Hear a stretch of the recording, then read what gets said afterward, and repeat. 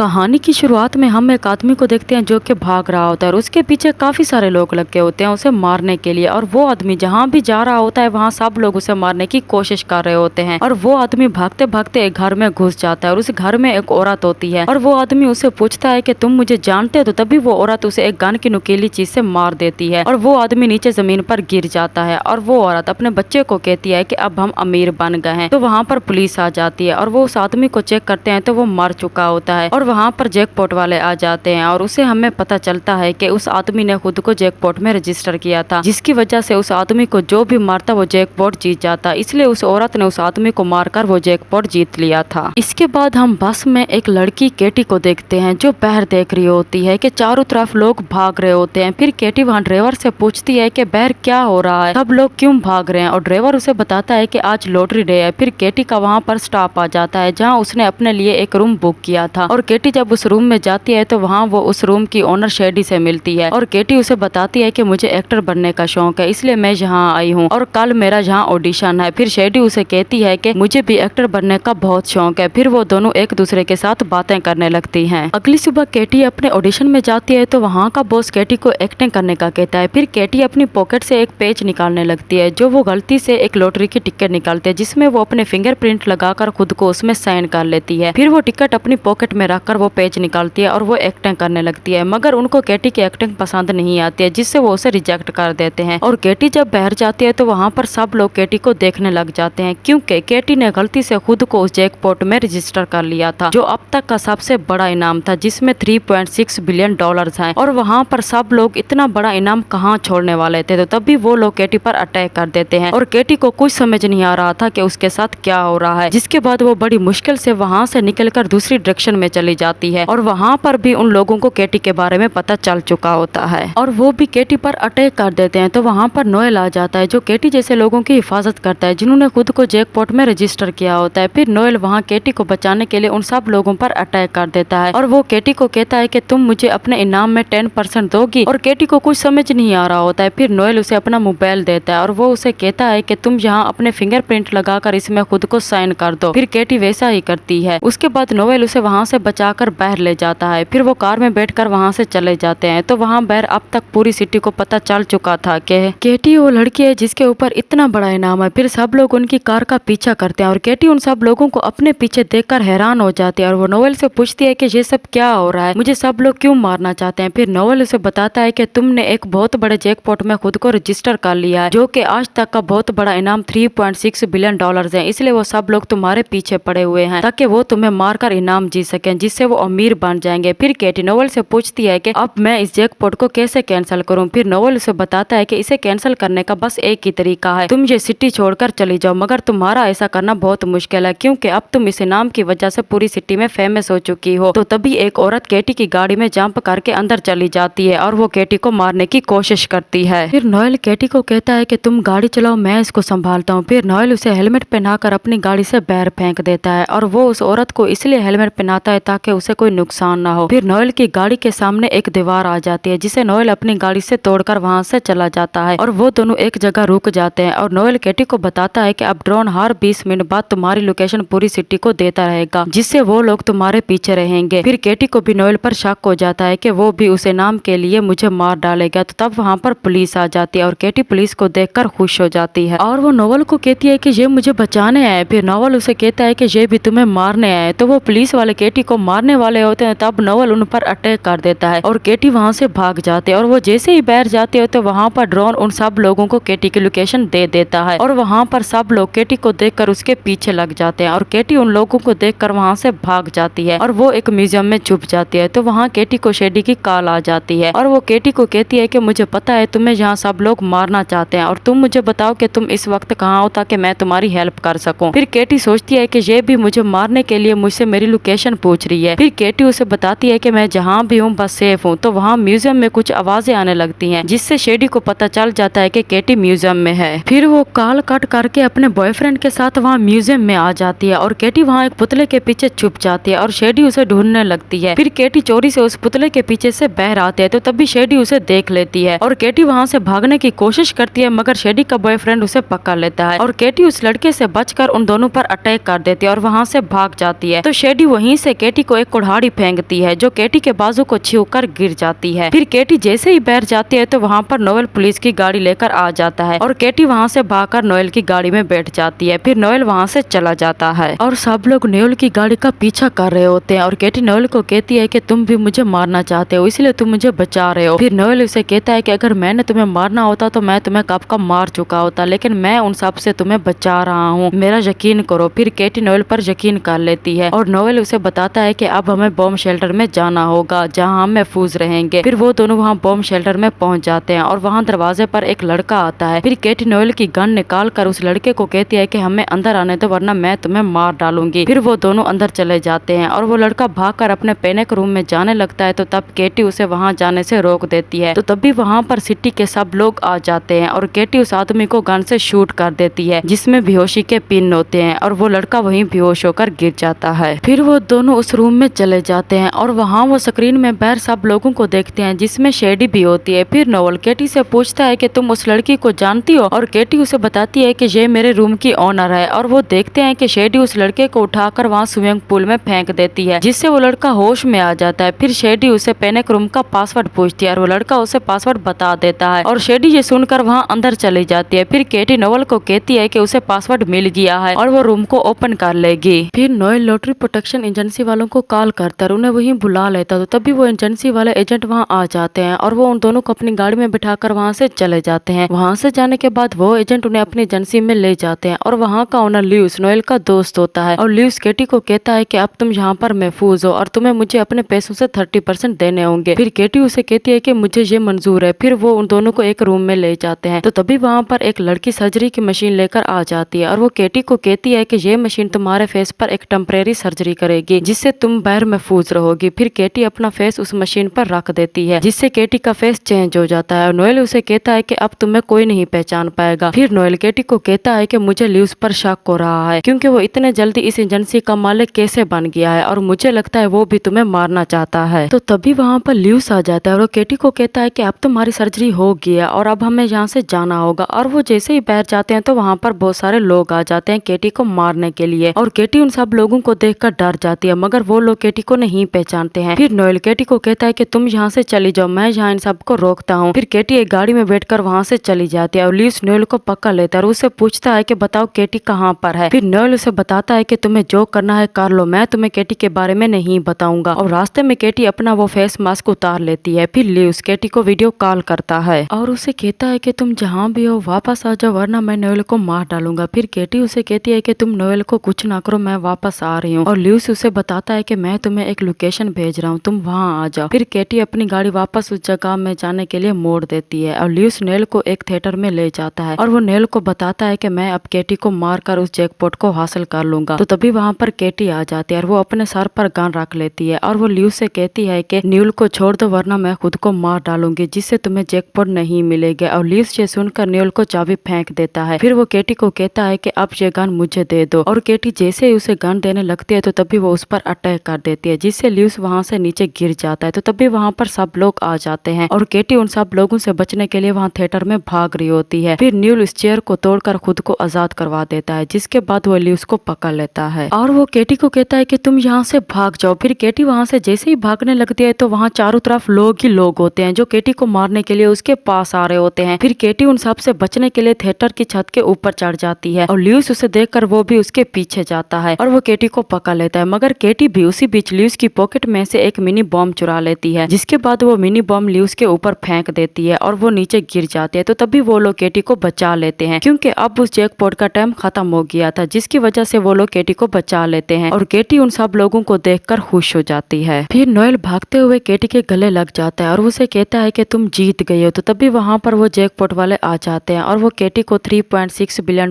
दे देते हैं। फिर हम 6 मंथ बाद नोएल और केटी को देखते हैं जिन्होंने अब अपनी एक प्रोटेक्शन एजेंसी खोल ली थी। इसके बाद वो दोनों एक साथ बीच में बैठकर ड्रिंक कर रहे होते हैं और वो दोनों अब बहुत खुश होते हैं क्योंकि वो अब उस जैकपॉट से बहुत अमीर बन चुके थे। और इससे ये मूवी यहीं पर एंड हो जाती है।